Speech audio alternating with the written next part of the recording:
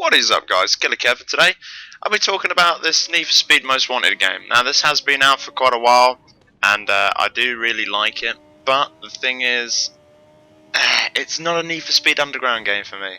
It's not a Need for Speed game. Personally, I played Need for Speed Hot Pursuit 2, which was the very first, I believe, Need for Speed, which was fucking awesome. Obviously, if you go back to it now, the graphics are horrible. Then I went to Underground, Need for Speed Underground, and Underground 2. They are the best two out of the whole entire series.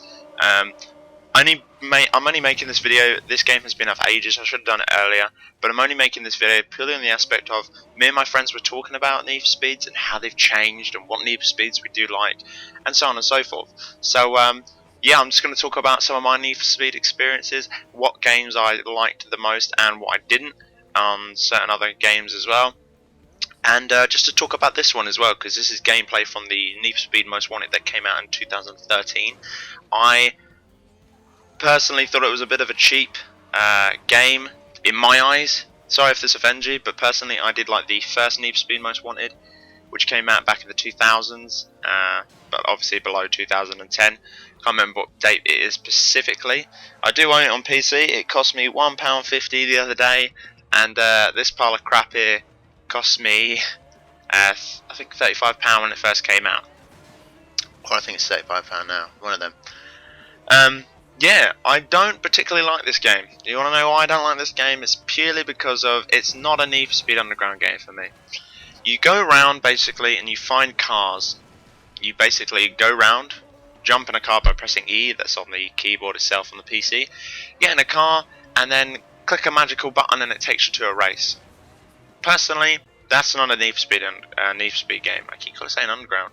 But let's go back to Underground, where you had to go and race with a crappy car. You started with a crappy car, and then you went out, and then you raced. You actually went to the races, either via GPS, which told you where to go, or you just go there yourself. You know, a nice little bit of free roam.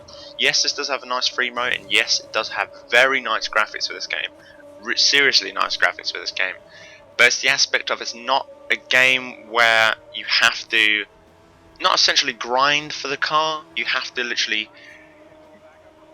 go out and get a car. But with this, you just sort of just drive around. I think right near the end I find another car as well and get in it. But that's not the point. The car that I'm driving at the moment is an Atom, I believe.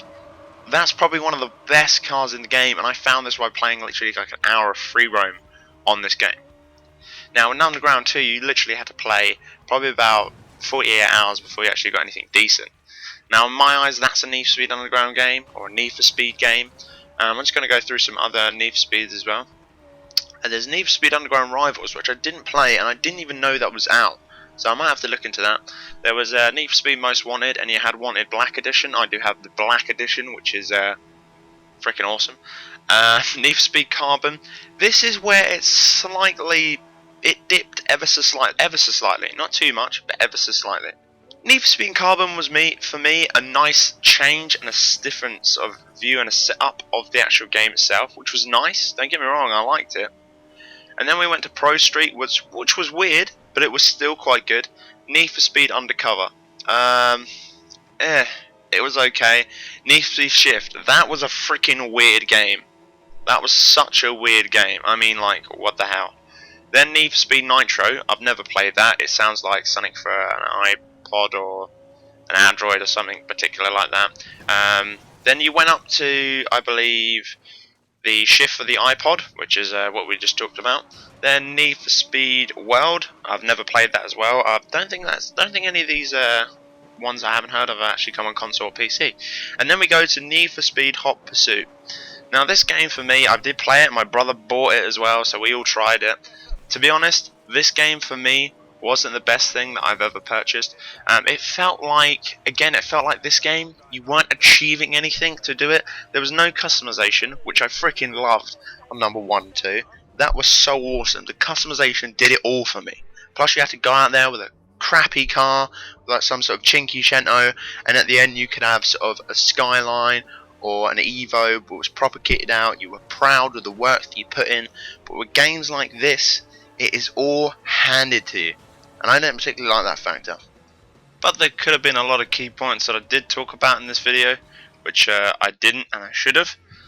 But as always, guys, thanks ever so much for watching. This has sort of been like an angry, not an angry rant, but just explaining how I feel about the franchise. As you can see here, like literally, I just pick up a car. It's just such a boring. It's a boring game. There's no grind. All you do is just racing. It's about the freedom and the customization for me. That's what started it the most. Underground, you took it the right way. Hot Pursuit and Most Wanted 2013 edition, totally took it the wrong way. Spectacular graphics, but the game is not for me. Sorry if I offended anyone in this video, but a lot of people will agree with me. Underground and Underground 2 were the best games out there for the Need for Speed franchise. Leave a comment below on thinking what is your favourite Need for Speed Underground game. Also, tell me if you like this game or not. So as always, guys, thanks ever so much for watching. This has been KillerKev and KillerKev out. All systems are go.